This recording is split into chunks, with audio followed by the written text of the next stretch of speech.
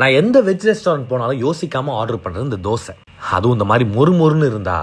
But wait, இங்கே meals, fried rice and முக்கியமாக இப்படி ஒரு டெசர்ட் கொடுத்தாங்க பாருங்க. இதுக்கு நான் வரேன். உப்பவிகார், இது புதுசாக எக்மோரில் ஓப்பன் பண்ண பிரான்ச். உள்ளே போனால் என்ன ஆர்டர் பண்ணணும்னு குழப்பமாக இருக்கும். பிகாஸ் அவ்வளோ ஆப்ஷன்ஸ். என்னமா லஞ்சுக்கு போனால் கூட யோசிக்காமல் மொறுன்னு ஒரு பெண்ணே தோசை. அப்படியே பசியில் இருந்தால் மீல்ஸ், எல்லா மீல்ஸ் மாதிரி சாம்பார், ரசம், பாயாசம் அது இதுன்னு எல்லாம் வந்துடும். பட் இங்கே இந்த பூரி வித் சாகு தான் ஹைலைட்டு.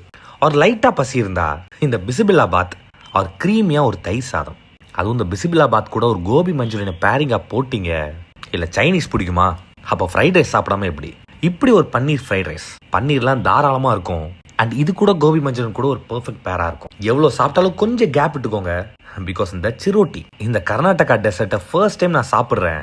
நல்லா லேயராக மில்க்ல சோக் ஆகி, ஆஹா, நல்லா மனசு நிறைவா வீடியோவை முடிக்கிறேன். எக்மோர் ரயில்வே ஸ்டேஷன் பக்கத்தில் இந்த ஸ்பாட் இருக்கும், கார் பார்க்கிங் கூட இருக்கும். ஸோ ட்ரை பண்ணி பாருங்க. அவ்வளோதான். டாட்.